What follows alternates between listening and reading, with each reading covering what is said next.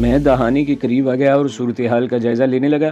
دھوپ اب نرم ہو گئی تھی۔ سورج اگرچہ غار کے اوپر والی چٹانوں کے عقب میں تھا، مگر سامنے وادی میں پھیلی ہوئی دھوپ کو دیکھ کر اندازہ لگایا جا سکتا تھا کہ 1.5-2 گھنٹوں میں سورج غروب ہونے والا ہے۔ میں دہانے کے ساتھ ادھر ادھر دیکھتا رہا۔ ڈھلان اس قدر عمودی تھی کہ اس پر اترنے کی کوشش کرنا موت کو دعوت دینے کے مترادف تھا۔ البتہ دائیں طرف چٹان میں تھوڑے تھوڑے فاصلے پر پتھر ابھرے ہوئے تھے اور 30-40 فٹ نیچے کشادہ اور محفوظ جگہ تھی جس سے آگے گنجان درخت تھے۔ میں نے انگوری کو اشارے سے قریب بلا لیا۔ اس کی طرف اشارہ کرتے ہوئے بولا، یہ راستہ مشکل ضرور ہے لیکن اگر کوشش کی جائے تو ہم نیچے اتر سکتے ہیں، اور اگر بیچ میں ہاتھ یا پیر پھسل گیا تو ہماری ہڈیوں کا سراغ نہیں ملے گا۔ انگوری نے کہا، باہر کو ابھرے ہوئے پتھر کافی بڑے بڑے ہیں، کوشش کی جا سکتی ہے۔ میں نے اٹھتے ہوئے کہا، پہلے میں اترتا ہوں تو میرے پیچھے پیچھے چلی آنا۔ میں نے رائفل کاندھے پر لٹکا لی اور ان پتھروں پر اترنے لگا۔ چند گز کا فاصلہ طے کرتے ہی مجھے احساس ہوا کہ اس طرح نیچے اترنا اتنا آسان نہیں تھا جتنا میں نے سمجھا تھا۔ تیز ہوا کے جھونکے مجھے مسلسل دھکیل رہے تھے۔ انگوری میں نے اوپر دیکھتے ہوئے آواز لگائی، ہوا تیز ہے لیکن پتھر خاصے بڑے ہیں، ان پر ہاتھ پیر جمانا زیادہ مشکل نہیں، ہمت کرو اور احتیاط سے نیچے اتراؤ۔ انگوری نے اپنے اندر حوصلہ پیدا کر ہی لیا اور وہ بھی میری طرح پتھروں پر ہاتھ پیر جما کر نیچے اترنے لگی۔ ڈر اور خوف سے اس کے منہ سے عجیب سی آوازیں نکل رہی تھیں۔ واقعی بہت کٹھن اور جان لیوا کام تھا۔ 30-40 فٹ کا فاصلہ 15-20 منٹ میں طے ہوا تھا۔ نیچے کشادہ جگہ پر آتے ہی انگوری گھاس پر دراز ہو گئی اور گہرے گہرے سانس لینے لگی۔ میں بھی اس کے قریب بیٹھ گیا اور اس کی طرف دیکھنے لگا۔ وہ پشت کے بل لیٹی ہوئی تھی۔ اس کے سینے کا زیرو بم میرے اندر عجیب سی کیفیت پیدا کرنے لگا، لیکن میں فوراً ہی اٹھ کر کھڑا ہو گیا اور ادھر ادھر دیکھنے لگا۔ ہم اس جگہ سے نہ جانے کتنی دور نکل آئے تھے۔ فضا میں ہیلی کاپٹروں کی آواز بھی سنائی نہیں دے رہی تھی۔ میرے خیال میں اب ہم محفوظ تھے۔ کچھ ہی آگے گنجان درختوں کا سلسلہ تھا۔ اگر کاپٹر آ بھی گئے تو ہم ان درختوں میں پناہ لے سکتے تھے۔ میں انگوری کو وہیں چھوڑ کر درختوں کی طرف آ گیا اور پھر میں خوشی سے ناچ اٹھا۔ وہ خوبانی کے درخت تھے، ان پر پھل نہیں لگا ہوا تھا، البتہ نیچے گھاس پر ادھر ادھر خوبانی کی لاتعداد گٹھلیاں بکھری ہوئی تھی۔ تقریباً 5000 فٹ کی بلندی پر ان درختوں کا پھل توڑنے والا کوئی نہیں تھا۔ پھل نیچے گر کر گل سڑ گیا تھا اور ان کی گٹھلیاں رہ گئی تھیں۔ جگہ جگہ سوکھی ہوئی خوبانیاں بھی نظر آ رہی تھیں، اور مزے کی بات یہ تھی کہ چند گز آگے ان درختوں میں شفاف پانی کی ایک چھوٹی سی ندی بھی بہہ رہی تھی۔ میں نے انگوری کو آواز دے کر بلایا۔ پہلے ہم نے ندی سے پانی پیا اور پھر میں سوکھی ہوئی خوبانیاں اور بکھری ہوئی گٹھلیاں جمع کرنے لگا۔ ہماری پیاس بھی بجھ گئی اور پیٹ کی آگ بھی، لیکن اب پریشانی کی جو سب سے بڑی بات تھی وہ یہ تھی کہ سورج غروب ہونے والا تھا اور ہمارے پاس پناہ کی کوئی جگہ نہیں تھی۔ موسم میں بھی خاصی خنکی آ گئی تھی اور میں جانتا تھا کہ کھلی جگہ پر رات گزارنا قیامت سے کم نہیں ہوگا۔ میں نے ایک میلی سی شرٹ اور جینز پہن رکھی تھی، جبکہ انگوری نے شلوار اور کرتا پہنا ہوا تھا۔ کرتے کی دونوں طرف جیبیں تھیں۔ ہم نے اپنی جیبوں میں سوکھی ہوئی خوبانیاں بھر لیں اور درختوں کے نیچے چلتے ہوئے نشیب میں اترنے لگے۔ ہمارے سامنے ہزاروں فٹ نیچے تحت نگاہ سرسبز وادی پھیلی ہوئی تھی۔ بظاہر ایسی کوئی جگہ دکھائی نہیں دے رہی تھی، لیکن مجھے امید تھی کہ شام کا اندھیرا پھیلنے سے پہلے کہیں کوئی ایسی جگہ مل جائے گی جہاں ہم رات گزار سکیں۔ تقریباً 1 گھنٹے بعد ہی سورج برف پوش چوٹیوں کے پیچھے روپوش ہو گیا۔ فضا میں سرمئی دھندلکا پھیلنے لگا اور خوش قسمتی سے ہمیں ایک چھوٹا سا غار بھی مل گیا۔ اس غار کا تہانہ مغرب کے رخ پر تھا اور اندر ابھی تک مدھم سا اجالا تھا۔ میں اندر گھس گیا۔ غار کافی لمبا تھا، جبکہ چوڑائی 12 فٹ سے زیادہ نہیں تھی۔ بہرحال یہاں رات گزاری جا سکتی تھی۔ ہم غار کے دہانے کے قریب ہی بیٹھ گئے اور اب تک کی صورتحال پر تبصرہ کرنے لگے۔ اندھیرا پھیل گیا۔ اب غار کے باہر بھی چند فٹ سے زیادہ دور کی کوئی چیز دکھائی نہیں دے رہی تھی۔ آسمان پر بادلوں کی وجہ سے اندھیرا کچھ زیادہ گہرا ہو گیا تھا۔ وقت کی رفتار جیسے تھم گئی تھی۔ باہر تیز ہوا چل رہی تھی اور درختوں اور پودوں کی سرسراہٹ وحشت سے طاری کر رہی تھی۔ دفعتاً ایک زوردار دھماکہ ہوا اور اس کے فوراً بعد فضا میں ایک طرح چمک پیدا ہوئی کہ میری آنکھیں چودھیا سی گئیں۔ وہ بادلوں کے گرجنے کی آواز تھی اور اس کے ساتھ ہی بجلی کڑکنی شروع ہو گئی۔ انگوری چیخ کر مجھ سے لپٹ گئی۔ میں نے اسے اپنی باہوں میں لپیٹ لیا اور دوسرے لمحے میرے دماغ میں آندیاں سی چلتی ہوئی محسوس ہوئی۔ پورے بدن میں سنسناہٹ سی پھیل گئی۔ انگوری میرے ساتھ اس طرح لپٹی ہوئی تھی کہ اس کے دل کی دھڑکن میں اپنے سینے میں محسوس کرنے لگا۔ میں نے اسے غیر ارادی طور پر اپنی باہوں میں لے لیا تھا۔ تیز بارش شروع ہو گئی۔ پانی کے چھینٹے اندر بھی آ رہے تھے۔ انگوری مجھ سے الگ ہو گئی۔ سردی لگ رہی تھی۔ بارش کی بوچھاڑ بھی اندر آ رہی تھی۔ ذرا پیچھے ہٹ کر بیٹھ جائیں کونے میں، انگوری نے کہا۔ میں اسے بازو سے پکڑ کر غار کے آخری حصے میں لے گیا۔ یہاں بارش اور تیز ہوا سے تو بچ گئے تھے، تاہم خنکی تو بہرحال موجود تھی۔ بارش کی پرشور آواز دلوں پر وحشت سی طاری کر رہی تھی۔ بادل ایک بار پھر گرجے اور انگوری پھر مجھ سے لپٹ گئی۔ تم تو بہت بہادر لڑکی ہو، بادلوں سے ڈر رہی ہو؟ میں نے کہا۔ مجھے بادلوں کی گھن گرج اور بجلی کی کڑک سے ڈر لگتا ہے، انگوری نے سہمی ہوئی آواز میں جواب دیا۔ بجلی ایک بار پھر کڑکی اور انگوری نے چیخ کر مجھے اپنی باہوں کے لپیٹ میں لے لیا۔ وہ مجھ سے اس طرح چپک گئی جیسے کبھی الگ نہ ہوگی۔ میں نے بھی اسے اپنی باہوں کے حصار میں لے لیا اور ایک ہاتھ سے اس کی پشت سہلانے لگا۔ مجھ پر ایک بار پھر وہی کیفیت طاری ہونے لگی تھی۔ میرا ہاتھ انگوری کی پشت پر تھا، مجھے اپنے سینے پر انگوری کی سانس کی حرارت محسوس ہو رہی تھی اور پھر وہ سانس کی حرارت مجھے گلے پر محسوس ہونے لگی۔ اسی وقت کڑاکے کے ساتھ بجلی چمکی، غار آنکھوں میں چکا چوند پیدا کرنے والی تیز روشنی سے بھر گئی۔ میں نے انگوری کی طرف دیکھا، اس کا چہرہ سرخ ہو رہا تھا۔ مجھے یوں لگا جیسے بجلی باہر کسی چیز پر نہیں میرے اوپر گری ہو۔ میں نے تڑپ کر انگوری کو اپنے آپ سے الگ کر دیا، لیکن انگوری پھر مجھ سے لپٹ گئی۔ انگوری، میں نے اس کے بالوں پر انگلیاں پھیرتے ہوئے کہا، جانتی ہو ہم نے ایک دوسرے سے کیا وعدہ کیا تھا؟ کیا تم بھول تو نہیں گئی؟ نہیں، انگوری ہکلائی، مجھے وہ وعدہ یاد ہے۔ انگوری مجھ سے الگ ہٹ کر بیٹھ گئی۔ مجھے اس کی تیز اور بے ربط سانسوں کی آواز سنائی دے رہی تھی۔ میں خاموش بیٹھا، غار کی تاریکی میں گھورتا رہا اور پھر کبھی باہر دیکھنے لگتا جہاں بارش کے شور کے سوا کچھ نہیں تھا۔ وقت دھیرے دھیرے سے گزر رہا تھا۔ میں چاہتا تھا کہ رات کسی طرح جلد بیت جائے، مگر وقت کو اپنی رفتار سے چلنا تھا، وہ کسی کی خواہش کے تابع نہیں ہوتا۔ انگوری شاید سو گئی تھی، وہ بیٹھے بیٹھے نیند کے جھونکے میں میرے اوپر جھک گئی۔ میں نے اس کا سر اپنے گھٹنے پر رکھ لیا اور اس کے تقریباً 1 گھنٹے بعد میری آنکھ بھی بند ہونے لگی۔ میری آنکھ کھلی تو غار میں دن کی روشنی پھیلی ہوئی تھی، انگوری سمٹی ہوئی میرے ساتھ لپٹی ہوئی تھی۔ میں نے باہر دیکھا، بارش رات ہی کو کسی وقت بند ہو گئی تھی اور باہر دھوپ چمک رہی تھی۔ میں نے انگوری کو جگا دیا اور ہم دونوں غار سے باہر آ کر دھوپ میں بیٹھ گئے۔ آسمان پر کئی بادلوں کا نام و نشان تک نہیں تھا، ہر طرف دھوپ پھیلی ہوئی تھی۔ پہاڑوں پر بارش کا پانی طوفانی ندی نالوں کی صورت میں بہہ رہا تھا۔ ہم نے ایک ندی کے کنارے پر بیٹھ کر منہ ہاتھ دھویا، پانی پیا اور اپنی جیبوں سے خوبانیاں نکال کر کھانے لگے۔ یہی ہمارا ناشتہ تھا۔ خوبانیوں کی گٹھلیاں توڑ کر ان کی گریاں کھانے کا بہت مزہ آ رہا تھا۔ میں نے انگوری کی طرف دیکھا، وہ اس وقت میری طرف ہی دیکھ رہی تھی، لیکن مجھے اپنی طرف متوجہ پا کر اس نے نظریں جھکا لی۔ دوپہر ہو گئی، ندی نالوں میں پانی کی رفتار کم ہو گئی۔ میں غار میں جا کر رائفلیں اٹھا لایا۔ انگوری نے اپنی رائفل لے کر کاندھے پر لٹکا لی اور ہمارا سفر ایک بار پھر شروع ہو گیا۔ اگلی رات بھی ہمیں غار ہی میں گزارنی پڑی۔ دوسرے دن صبح سویرے ہم پھر چل پڑے۔ مجھے معلوم نہیں تھا کہ اس وقت ہم کہاں ہیں اور کسی منزل پر پہنچ بھی سکیں گے یا زندگی بھر ان پہاڑوں میں بھٹکتے رہیں گے۔ انگوری کی حالت خاصی ابتر ہو رہی تھی۔ بھوک اور تھکن نے اسے بری طرح نڈھال کر رکھا تھا۔ میں اسے حوصلہ دلاتا رہا اور وہ لشم پشم میرے ساتھ گھسٹتی رہی۔ دوسرے دن شام کو نشیب میں بہت دور ایک جگہ سے دھوئیں کی ایک لکیر اٹھتی دیکھ کر ہم رک گئے۔ وہاں یقیناً کوئی بستی تھی، لیکن ہم اندھا دھند اس بستی میں داخل نہیں ہو سکتے تھے۔ بھارتی فوج کو ہم نے بہت بڑا نقصان پہنچایا تھا۔ اس کے ساتھ درجنوں فوجیوں کو بھی جہنم رسید کر دیا تھا۔ وہ ہیلی کاپٹر جس طرح ہماری تلاش میں کئی گھنٹوں تک پہاڑوں پر پرواز کرتا رہا تھا، اس سے اندازہ لگایا جا سکتا تھا کہ بھارتی فوج کارروائی میں حصہ لینے والے مجاہدین کو ہر صورت میں تلاش کرنا چاہتی ہے۔ یہ دوسرا دن تھا اور مجھے توقع تھی کہ بھارتی فوج چپے چپے پر پھیل چکی ہوگی، کوئی گاڑی اس سے محفوظ نہیں ہوگی۔ میں دوسرے ساتھیوں کے بارے میں کچھ نہیں جانتا تھا کہ ان میں سے کوئی پکڑا گیا تھا یا سب لوگ پناہ کی تلاش میں ہماری طرح بھٹک رہے تھے۔ ہم درختوں کے ایک جھنڈ میں بیٹھ گئے۔ جیبوں میں بھری ہوئی خوبانیاں آج صبح ختم ہو چکی تھیں اور ہمیں کوئی پھلدار درخت بھی نہیں ملا تھا۔ ہم صبح سے بھوکے تھے۔ شام کا اندھیرا پھیلنے کے بعد میں نے انگوری کا ہاتھ پکڑا اور محتاط انداز میں اس بستی کی طرف بڑھنے لگا جس کا ہم نے دور سے صرف ایک ہی مکان دیکھا تھا اور دھواں بھی اسی مکان سے نکل رہا تھا۔ ہم بہت محتاط انداز میں چلتے ہوئے اس مکان کے قریب پہنچ گئے۔ ایک کھڑکی میں لالٹین کی روشنی نظر آ رہی تھی۔ میں نے محتاط انداز میں چاروں طرف دیکھا اور پھر یہ انکشاف ہوا کہ صرف وہی مکان تھا اور غالباً یہ کوئی فارم ہاؤس تھا۔ میں اور انگوری دبے قدموں چلتے ہوئے مکان کے قریب پہنچ گئے۔ میں نے محتاط انداز میں کھڑکی میں جھانک کر دیکھا اور اس کے ساتھ ہی چونکے بغیر نہ رہ سکا۔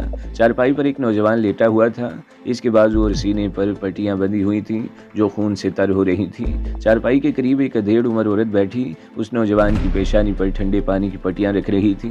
میں اس نوجوان کو پہچاننے کی کوشش کر رہا تھا اور پھر دفعتاً اپنے عقب میں بھیڑیے جیسی غراہٹ سن کر اچھل پڑا۔ اپنی جگہ سے حرکت مت کرنا، تم دونوں میری رائفل کی زد پر ہو۔ انگوری کے منہ سے ہلکی سی چیخ نکل گئی۔ رائفلیں پھینک کر ہاتھ اٹھا لو ورنہ بھون کر رکھ دوں گا۔ وہی غراہٹ دوبارہ سنائی دی۔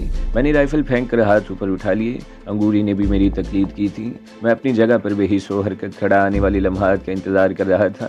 کمرے میں بیٹھی ہوئی عورت بھی بھی مڑ کر اس طرف دیکھنے لگی اور پھر وہ اٹھ کر تیزی سے دروازے کی طرف لپکی۔ چارپائی پر پڑے ہوئے زخمی نوجوان کے چہرے پر بھی ہوائیاں اڑنے لگیں۔ اس شخص نے ہمیں پیچھے مڑنے کا حکم دیا۔ میں جیسے ہی مڑا میرے منہ سے گہرا سانس نکل گیا۔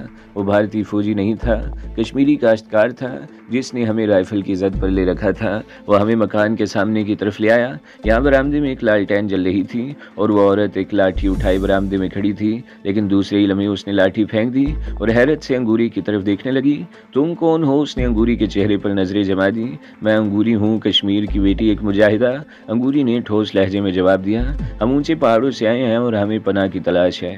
وہ شخص بھی ہمارے سامنے آ گیا جس نے ہمیں رائفل کی زد پر لے رکھا تھا۔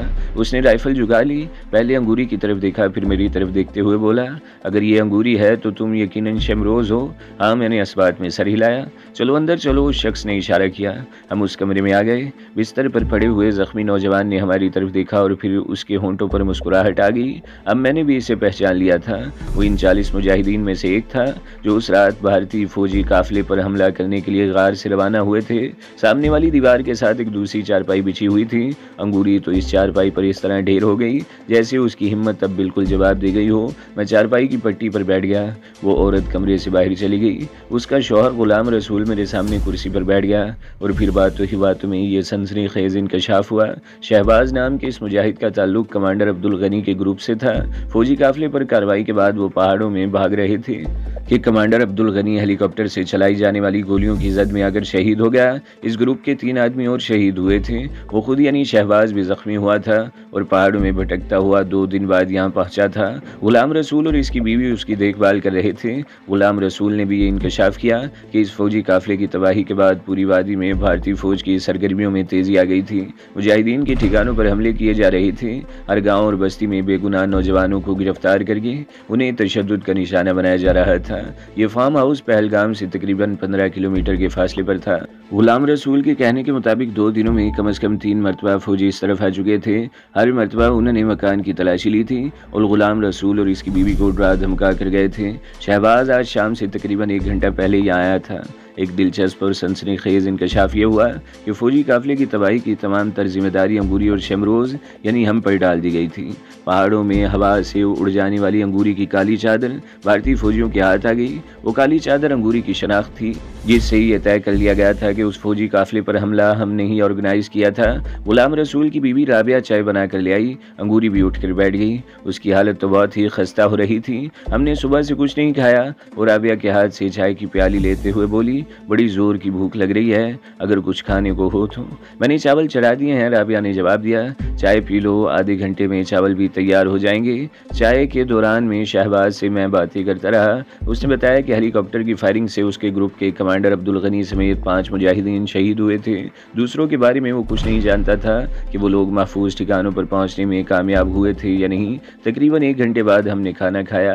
ابلے ہوئے چاول اور پتلی سی مسور کی دال ہمارے لیے یہ بھی بہت بڑی نعمت تھی۔ کھانے کے بعد رابعہ انگوری کو ساتھ والے کمرے میں لے گئی۔ میں بھی تھکن سے چور ہو رہا تھا اور چارپائی پر نیم دراز ہو گیا اور پھر کچھ ہی دیر بعد میری آنکھیں بند ہونے لگیں۔ میں پتہ نہیں کتنی دیر سویا ہوں گا کہ مجھے جھنجھوڑ کر جگا دیا گیا۔ اٹھو جلدی کرو، غلام رسول کہہ رہا تھا۔ فوجیوں نے مکان کو گھیرے میں لے لیا ہے۔ میں ہڑبڑا کر اٹھ گیا، میری نیند کافور ہو گئی تھی۔ شہباز نے بھی زخمی ہونے کے باوجود رائفل سنبھال لی تھی۔ میں بھی اٹھ کر دیوار کے ساتھ پڑی ہوئی اپنی رائفل کی طرف لپکا۔ انگوری بھی دوسرے کمرے سے نکل کر دوڑتی ہوئی اس طرف آ گئی۔ اس نے بھی اپنی رائفل اٹھا لی۔ میں نے سامنے والی کھڑکی سے جھانک کر دیکھا، تقریباً 50 گز دور ایک جیپ کھڑی تھی۔ اس کے علاوہ اور کوئی ٹرک یا جیپ نظر نہیں آئی، جس کا مطلب تھا کہ اس جیپ پر آنے والے فوجیوں کی تعداد 6 سے زیادہ نہیں ہو سکتی۔ غلام رسول کے ہاتھ میں بھی آٹومیٹک رائفل نظر آ رہی تھی، گویا اس نے بھی مقابلے کی ٹھان لی تھی۔ غلام رسول پچھلی کھڑکی کی طرف چلا گیا۔ شہباز نے سامنے والی کھڑکی کے قریب پوزیشن سنبھال لی۔ میں انگوری کو لے کر دوسرے کمرے میں آ گیا۔ رابعہ بھی رائفل اٹھائے کھڑی تھی۔ میں نے انگوری کو ایک کھڑکی کے سامنے پوزیشن لینے کو کہا اور خود دوسری طرف کے دروازے کے قریب آ گیا۔ میں نے بڑی آہستگی سے چند انچ کے قریب دروازہ کھولا اور باہر جھانکنے لگا۔ باہر گہری تاریکی تھی اور کچھ دکھائی نہیں دے رہا تھا۔ دفتن فضا فائر کی آواز سے گونج اٹھی۔ فائر دوسرے کمرے سے ہوا تھا۔ غالباً غلام رسول یا شہباز نے گولی چلائی تھی۔ جواب میں چاروں طرف سے مکان پر گولیوں کی بارش ہونے لگی۔ ہم بھی پوزیشن لے کر فائرنگ کرنے لگے۔ میں دروازے کے قریب زمین پر لیٹا ہوا تھا۔ کئی گولیاں دروازے پر لگی تھی۔ سامنے درختوں میں ایک ہیولے کو متحرک دیکھ کر میں نے فائر کر دیا۔ ایک چیخ کی آواز گونجی اور دوڑتا ہوا وہ ہیولا ڈھیر ہو گیا۔ مکان چاروں طرف سے گھیرے میں تھا۔ اس طرف سے میں نے ایک فوجی کو ڈھیر کر دیا تھا، دوسرا رابعہ کی گولی کا نشانہ بن گیا۔ میرے ذہن میں اچانک یہ خیال ابھرا، اگر ہم مکان کے اندر رہے تو آسانی سے مارے جائیں گے، جبکہ اس طرف سے کچھ راستہ بن گیا تھا اور ہم باہر نکل سکتے تھے۔ میں دوڑ کر دوسرے کمرے میں آ گیا اور غلام رسول کو اپنے ارادے سے آگاہ کیا۔ تم ان لوگوں کو لے کر نکلنے کی کوشش کرو، میں اس طرف سے انہیں اپنی طرف متوجہ رکھتا ہوں۔ غلام رسول نے جواب دیا۔ شہباز تم بھی ان لوگوں کے ساتھ جاؤ۔ نہیں، شہباز نے جواب دیا، پھر میری طرف دیکھتے ہوئے بولا، کمانڈر تم خواتین کو لے کر نکل جاؤ، ہم انہیں اس طرف الجائے رکھتے ہیں۔ میں دوڑ کر دوسرے کمرے میں آ گیا۔ اس طرف سے اب فائرنگ نہیں ہو رہی تھی۔ میں نے رابعہ اور انگوری کو اشارہ کیا اور دروازہ کھول کر باہر جھانکنے لگا۔ اس طرف کوئی نقل و حرکت بھی دکھائی نہیں دی۔ میں ان دونوں کو لے کر باہر نکل گیا اور ہم تینوں تیزی سے درختوں کی طرف دوڑنے لگے۔ دفتن دائیں طرف سے فائرنگ شروع ہو گئی۔ اس کے ساتھ ہی رابعہ کی چیخ سنائی دی، وہ لڑکھڑاتی ہوئی گر گئی۔ میں نے مڑ کر اسے اٹھانے کی کوشش کی۔ مجھے چھوڑ دو، رابعہ کرائی، مجھے کم از کم 4 گولیاں لگی ہیں، میں نہیں بچ سکتی، تم انگوری کو لے کر نکل جاؤ، جلدی کرو۔ اس وقت گولیوں کی ایک اور بوچھاڑ آئی، گولیاں ہمارے سروں کے اوپر سے گزر گئیں۔ میں نے رابعہ کو چھوڑ دیا اور انگوری کے ساتھ درختوں کی طرف دوڑنے لگا۔ فائرنگ مسلسل ہو رہی تھی۔ دفتن انگوری کے منہ سے بھیانک چیخ نکلی اور وہ لڑکھڑا گئی۔ میں نے مڑ کر اس کا ہاتھ پکڑ لیا اور اسے کھینچتا ہوا دوڑنے لگا۔ گولیوں کی ایک اور بوچھاڑ آئی اور اس مرتبہ انگوری کے ساتھ میری بھی منہ سے چیخ نکل گئی۔ میرے بائیں ران میں گولی لگی تھی اور انگوری کا تو جسم چھلنی ہو گیا تھا، وہ تیورا کر گری۔ جاؤ، بھاگ جاؤ، وہ کراہتے ہوئے رک کر بولی، مجھے چھوڑ دو، اپنے آپ کو بچاؤ، کشمیر کو تمہاری ضرورت ہے اور کشمیر ضرور آزاد ہوگا، خدا حافظ۔ انگوری خاموش ہو گئی۔ ہمیشہ کے لیے کشمیر کی بیٹی نے کشمیر کی آزادی کے لیے اپنی جان دے دی تھی، مجھ پر جنون ستاری ہو گیا۔ میں نے اندھا دھند فائرنگ شروع کر دی۔ ایک چیخ سنائی دی، میں وہاں رکا نہیں، لنگڑاتا ہوا درختوں کی طرف دوڑتا چلا گیا اور پھر ایک زوردار دھماکہ ہوا۔ میں نے مڑ کر دیکھا اور میرا دل اچھل کر حلق میں آ گیا۔ غلام رسول کا مکان شعلوں کی لپیٹ میں تھا۔ ایک اور دھماکہ ہوا اور آگ کا وہ گولا غبارے کی طرح پھٹتا اور جلتے ہوئے ٹکڑے چاروں طرف بکھرنے لگے۔ میں پہلگام کے اوپر سے ہوتا ہوا رات بھر پہاڑوں میں سفر کرنے کے بعد بٹا کھو کی طرف نکل گیا۔ ران پر لگنے والی گولی گوشت چیرتی ہوئی نکل گئی تھی۔ غلام رسول کے مکان کی تباہی کے بعد 3 فوجیوں نے فائرنگ کرتے ہوئے میرا پیچھا کیا تھا، مگر میں تاریکی سے فائدہ اٹھاتا ہوا نکل گیا اور پہاڑوں میں ان سے بہت دور نکل گیا۔ اور پھر ایک جگہ رک کر میں نے اپنی شرٹ اتاری اور اسے پھاڑ کر پٹیاں سے بنا لی۔ پتلون نیچے کر کے میں نے زخم پر پٹیاں کس لی اور پتلون چڑھا لی۔ اس طرح خون بہنا رک گیا تھا، مگر چلنے میں کافی تکلیف ہو رہی تھی۔ میں صبح کی روشنی پہلے سے کچھ ہی دیر پہلے بٹا کھو کی نواحی پہاڑیوں میں پہنچا۔ رات بھر چلتے رہنے سے میری حالت بہت خستہ ہو رہی تھی، مجھے فوری طور پر علاج کی ضرورت تھی، لیکن میں کسی بستی میں داخل نہیں ہو سکتا تھا۔ بھارتی فوجی وادی کے چپے چپے میں پھیل گئے تھے۔ تقریباً 2 گھنٹے بٹا کھو کی نواحی پہاڑیوں میں رکنے کے بعد میں نے اپنا سفر دوبارہ شروع کر دیا۔ اس مرتبہ میں دریائے لودر کے ساتھ ساتھ چل رہا تھا۔ ٹانگ کے زخم کی وجہ سے مجھے چلنے میں خاصی دشواری پیش آ رہی تھی، لیکن میں چلتا رہا اور شام کے وقت اننت ناگ سے چند میل دور بھون نامی ایک چھوٹے سے گاؤں کے نواح میں پہنچ گیا۔ بھوک اور تھکن سے میری بری حالت ہو رہی تھی، زخم سے بھی رہ کر خون رسنے لگا تھا، لیکن میں نے اپنا سفر جاری رکھا۔ اس وقت شام کا دھندلکا پھیل رہا تھا، میرے سامنے مرغزار پھیلا ہوا تھا اور تقریباً نصف میل کے فاصلے پر بھون نامی بستی تھی۔ میں ایک پتھر سے ٹیک لگائے بیٹھا سوچ رہا تھا کہ مجھے بستی میں داخل ہونا چاہیے یا نہیں کہ دفتن میں گھنٹیوں کی آواز سن کر چونک گیا۔ میں نے پتھروں کی آڑ سے نکل کر ادھر ادھر دیکھا اور میرا اندازہ درست نکلا، وہ بھیڑوں کا ایک ریوڑ تھا۔ بھیڑوں کے گلوں میں بندھی ہوئی گھنٹیاں فضا میں عجیب سا تاثر پیدا کر رہی تھی۔ خچر پر سوار ایک 1.5 عمر آدمی بھیڑوں کو ادھر ادھر سے گھیر کر سیدھے راستے پر لے جانے کی کوشش کر رہا تھا۔ میں نے چیخ کر اس شخص کو اپنی طرف متوجہ کیا۔ اس نے خچر کا رخ فوراً میری ہی طرف موڑ دیا اور قریب آ کر خچر سے اتر گیا۔ میری حالت دیکھ کر وہ چونک گیا۔ میں نے اسے اپنا نام نہیں بتایا، لیکن میری حالت دیکھ کر وہ سمجھ گیا کہ میں کوئی مجاہد ہوں۔ بستی میں جانا تمہارے لیے مناسب نہیں ہے، اس بوڑھے نے کہا، تم یہیں رکو، میں تمہارے لیے کوئی بندوبست کرتا ہوں۔ وہ بوڑھا خچر پر سوار ہو کر بھیڑوں کو ہانکتا ہوا چلا گیا۔ اس کی واپسی تقریباً 1 گھنٹے بعد ہوئی۔ وہ میرے لیے نہ صرف کھانا لے کر آیا تھا بلکہ مرہم بھی لے کر آیا تھا۔ میں نے پہلے زخم پر مرہم لگا کر پٹی باندھی اور پھر روٹی کھانے لگا۔ 2-3 موٹی موٹی روٹیاں لے کر آیا تھا، ساتھ میں مرچوں کا اچار تھا۔ میں نے 2 روٹیاں کھا لی اور تیسری بچا کر رکھ لی۔ اس بوڑھے سے بڑی سنسنی خیز انکشاف ہوئے تھے۔ کل صبح 2 مجاہدین پہلگام میں ایک سکھ گھرانے سے پکڑے گئے تھے، جس کے نتیجے میں ہندو فوجیوں نے مسلمان مجاہدین کو پناہ دینے کے الزام میں शहर के 40 सिखों को एक जगह जमा करके गोलियों से भून डाला गया। उस बूढ़े की बातों से भी पता चला कि अनंतनाग में भी बड़े जोरदार हंगामे हो रहे थे। यहाँ मुजाहिदीन ने एक फौजी चौकी भी तबाह कर दी थी। मुजाहिदीन की तलाश में भारतीय फौजी दस्ते कुर्ब जवार की छोटी छोटी बस्तियों पर भी चढ़ाई करते रहते थे। उस बूढ़े चरवाहे ने मेहरबानी ये की कि अपना खच्चर मुझे दे दिया और मैं उसका शुक्रिया अदा करके रात ही रात सफ़र करता हुआ दुर्राए बुनियाल से होता हुआ हिंगपुरा की तरफ निकल आया। सतह समंदर से 3000 फीट की बुलंदी पर वाक़ई ये बस्ती ज़्यादा बड़ी नहीं थी। मैं दिन के 11 बजे के करीब यहाँ पहुँचा था। रात भर सर्दी में ठठरता रहा और अब चमकती हुई तेज़ धूप मेरे बरहना जिस्म को झुलसाए दे रही थी। तो दोस्तों, अगली किस्त सुनने के लिए हमारे चैनल को ज़रूर सब्सक्राइब करें, वीडियो को लाइक करें और बेल के आइकन पर भी क्लिक कर दें ताकि हर जो आने वाली वीडियोज़ हैं वो आपको सबसे पहले मिलती रहें।